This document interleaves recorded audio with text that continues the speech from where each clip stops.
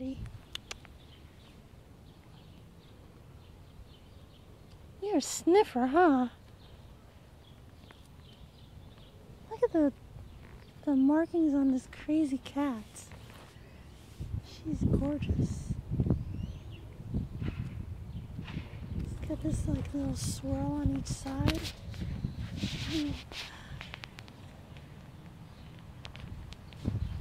So I came to 4th Street today. You know I'm happy. Anyway, I see some cool things. I see a couple of disturbing things, but nothing too tragic, I guess. It's a lot of growth. My potatoes are coming up like crazy. This is the first set of potatoes that I planted. And somebody took the liberty of mowing the path, which I guess is a good thing, but then they also chopped down some of my lemon balm, which is not cool, but whatever. It's a community garden and you're gonna find crazy things every now and then. My beets are doing pretty well. This is some more of that Lutz green leaf, which I have growing out of my ears at the house. And I don't know, I might be able to fit some of them in here anyway. There's a bunch of mugwort over here, which I gotta get out. See, this is what I'm talking about. Everything grows really nicely in the rain, including the weeds. So, what are you gonna do? Anyway, I also have more potatoes over here. There's a garden kitty. Actually, I just saw her last week. She might belong to somebody. And this is my shallots, which are doing okay, but only a few of them grew. And this is my poor peanuts that I planted earlier. They're looking a little bedraggled. I don't know. Anyway, so potatoes, more potatoes. This is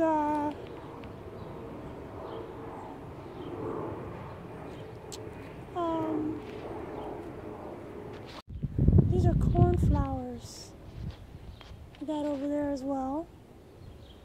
And there's some more. These actually reseeded themselves from what I planted last year. You're so naughty. And there's this over here. I think this is Daisy Fleabane, but I could be wrong. There's another thing that looks a lot like Daisy Fleabane when it's in leaf, but then when it flowers, it's just a very insignificant wind-pollinated type of flower. I think it's wind-pollinated. It could be composites.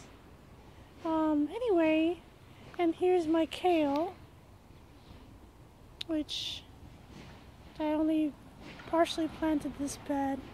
I gotta finish marking out this path, spreading that mulch over there, and over here I think I'm gonna plant tomatoes over here in this bed, and over there I want to plant sweet potatoes. So that's kind of what I'm hoping to get done. Well, not tomatoes anyway. I'm hoping to get the rest of these kales planted and maybe some of that mulch spread, and then I don't know.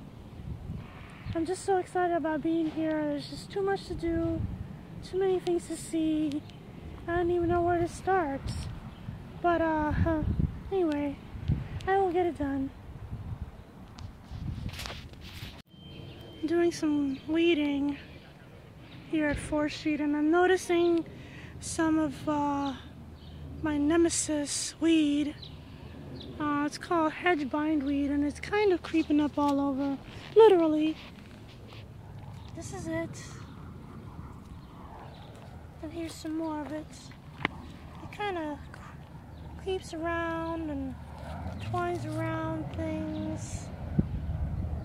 It's in the morning glory family actually, and has a root. Here's part of it.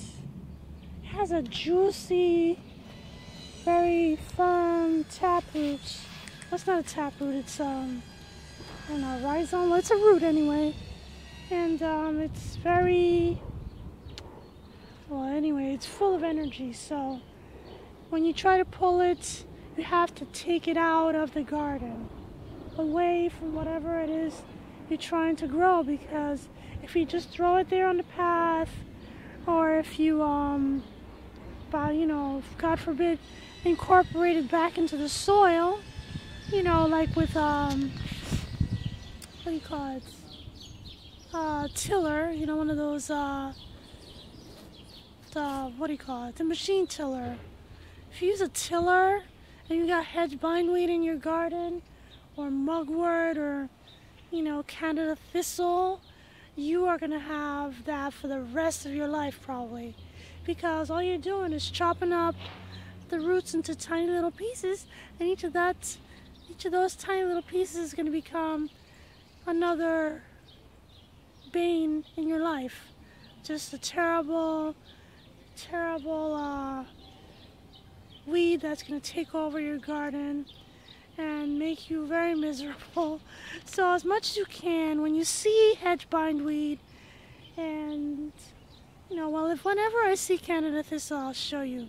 That's like one of the worst ones, because it's actually prickly too, and it's just awful. Anyway, it makes a very fragrant purple flower. That's like the only good thing about it. You know, it's good bee food. You know, when I see weeds now, I have to think twice, because I'm also thinking about my bees, you know, especially like around like after July and August, you know, there's like not a lot of stuff for them to have as nectar sources. So something like Canada thistle is actually a very good nectar source. However, not in my garden, please. So, you know, if you see it out in the, you know, on the edge of the road or whatever, it's a lovely thing. But in my garden, no, thank you. So anyway, as far as, now see, I recently was watching a video about dandelions, and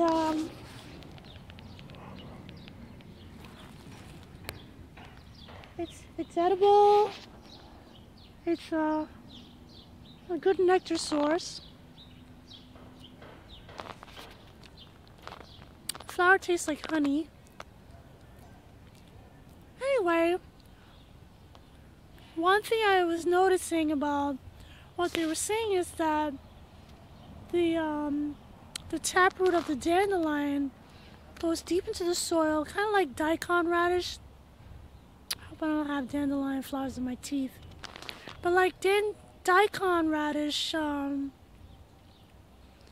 taproot goes deep into the soil, and it pulls nutrients out that have fallen below the level where regular plants will be able to dig down and get nutrients. So like, let's say nitrogen and calcium goes down into the soil, and it goes down below where most other things are gonna grow their roots. So dandelion, for instance, goes down and pulls up stuff, and it's actually more beneficial to your garden than possibly even putting fertilizer, because it actually captures stuff out of the soil that you wouldn't have been able to do, and it certainly is free. It's not like how you know, how they say, oh, buy bean inoculant. Buy bean inoculant and you'll be able to capture free nitrogen out of the air. Yeah, I guess it's free nitrogen in the air, but you still have to buy the bean inoculant. But if you allow your dandelions to just grow and make loving nectar for your bees and pull calcium and other nutrients out of the soil, then yeah, that's free. So I'll take that. Thank you very much. Anyway, I'm gonna try and get some more done. Get some more of the hedge bindweed. She's making a terrible nuisance of herself. See, there's a nice root.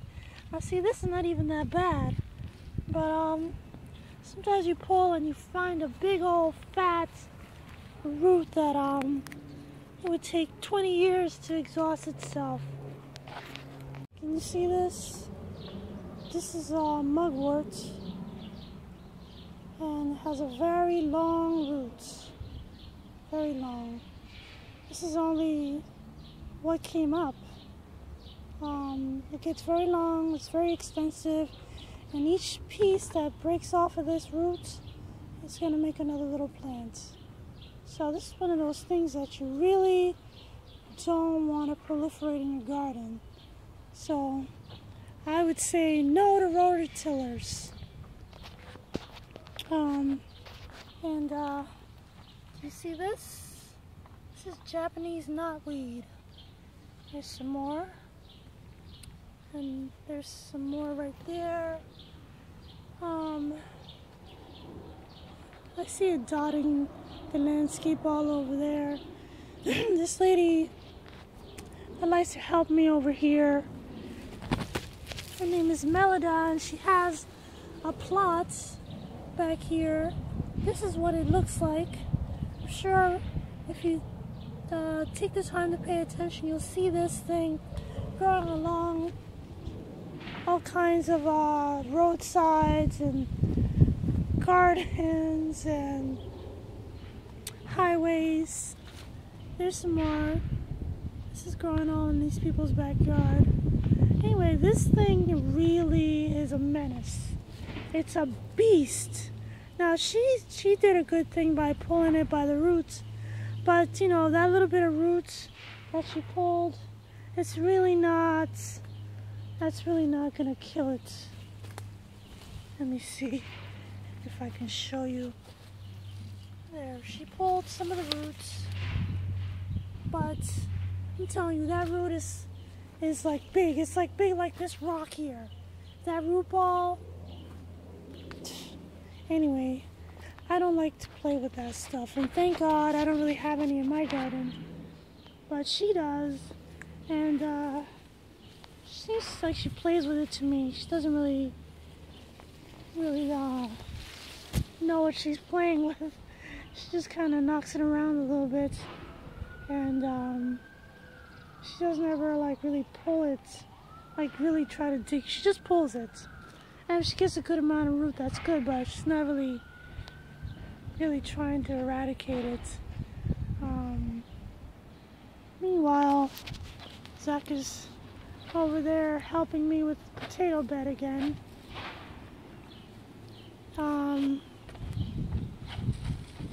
He's my superhero. Yeah, just dump the whole thing, honey.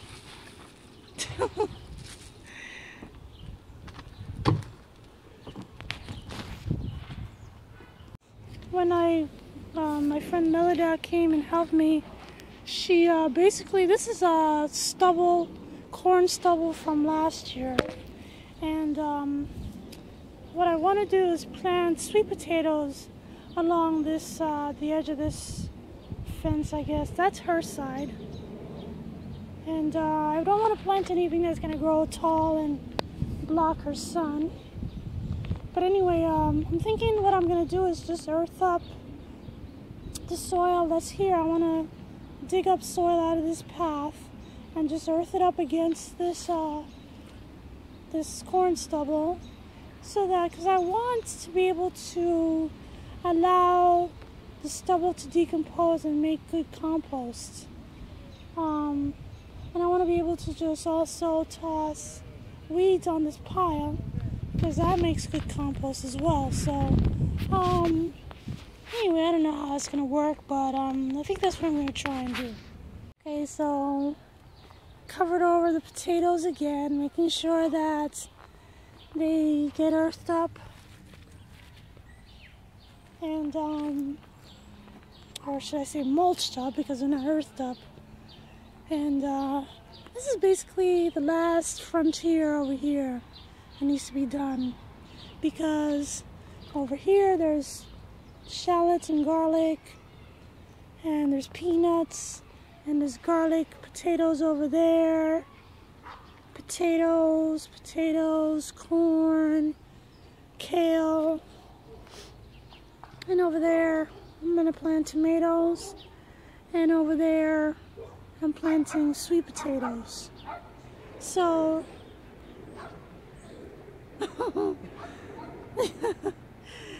anyway, that's it basically. Anyway, like I said at the beginning, I am a very happy person today. Thank you, Zachariah. Cool. So I'm finally picking some of the spinach for myself. The neighbor downstairs was like, "Oh, I love spinach."